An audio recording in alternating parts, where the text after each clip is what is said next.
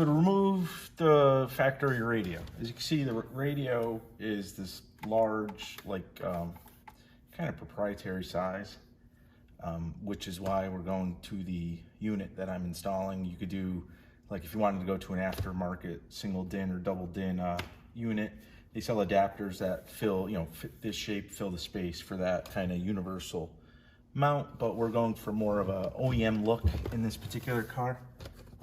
So to get the radio out, we need to remove this piece of trim here, this piece of trim with the vents, and ultimately it starts with this large vent speaker looking thing on the top. Some of the cars have like I know the European cars have a storage like little bin here instead of this mesh, but we'll start with the top. So I'm going to use like my nylon pry tools. I have several. I've shown this kit before. I believe I've done a video about just reviewing the kit. I will put a link to this particular kit in the description below. I think I bought it off of Amazon. The first thing I'm going to do is pry out this little square back here. There we go. So I get my little tool under it. Prying. Trying to be gentle, and it popped right out. So there's the first little black piece, pops out. Put that aside. So I just grabbed up and pulled up. There's tags. You can tell this looks like it's been broken off before because this tag was broken here. So that's that little mesh piece with the vent. With the vent cover removed, right in the center back here is a torque screw. And they're all T20s. So I am removing that.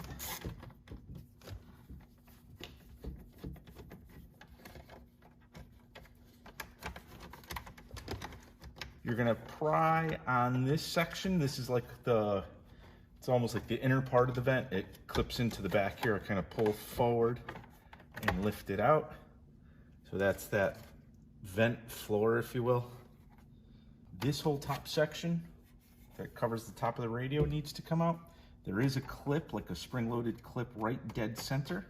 So if you put your pry tool in there, it kind of releases it. You can see it's already starting to let go. I'm gonna gently push in. There's plastic tabs here and there that lock it behind this piece. So that just freed up. As you can see, there's actually 2 additional T20 torques holding this in. Right in the center that I missed.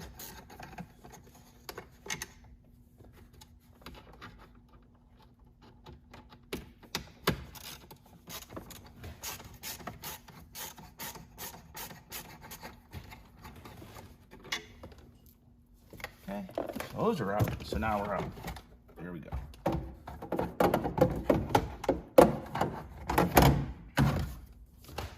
So now that the top's out and placed off to the side, you can see it exposed 2 more T20s. And what we're gonna do is take those out, remove this, and it should expose additional T20s, which are actually holding the head unit in. So far all these T20 screws are all exactly the same. So I'm not worried about, the length and making sure I have the right ones in the right places. Done, done.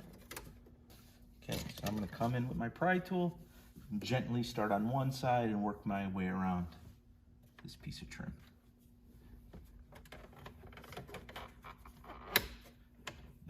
If you just heard that, just one clip popped.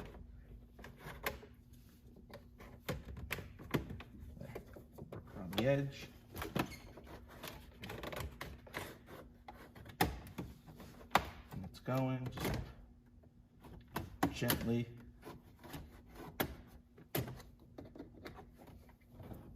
Working my way around.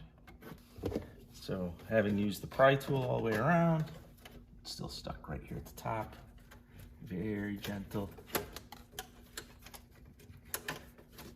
There, came out.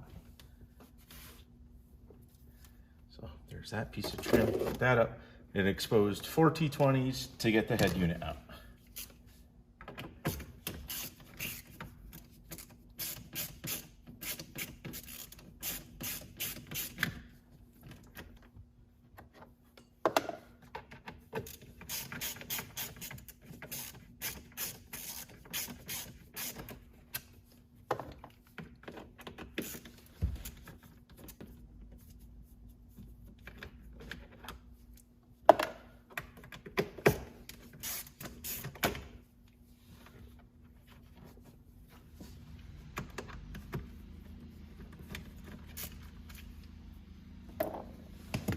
And out she comes.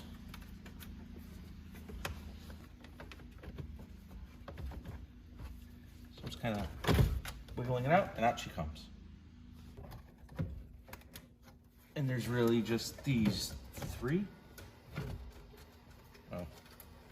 Whenever you take a head unit out, just check if there's CDs in it.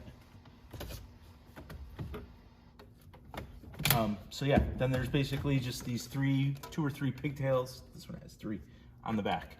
But that's how the factory unit comes out. It starts with removing, depending on what model you have, that tray or that top vent, which has 1 T20 Torx holding it in. Remove that, and then there's 2 T20 Torx holding in this top piece of trim, as well as various clips across the front. Using your non-marring tool, you remove that whole piece, move it to the side. And then that exposes 2 additional T20s, which are holding on this piece of trim, and you want to work your way around it very carefully with a non-marring prying tool.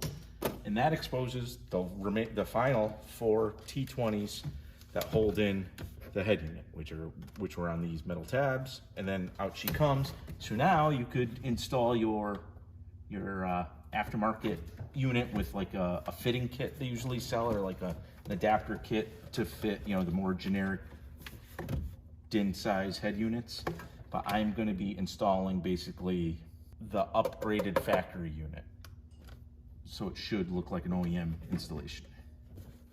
To remove the factory unit, the big plug has like a clip at the bottom, like a tab, and then you actually have to rotate part of it up. So there. This was the large clip, and you can see there's this pivoting section of it.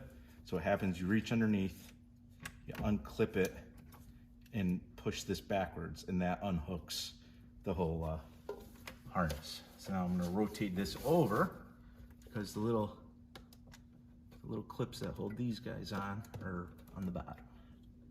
And you pull on there's like a little translucent part on these adapters.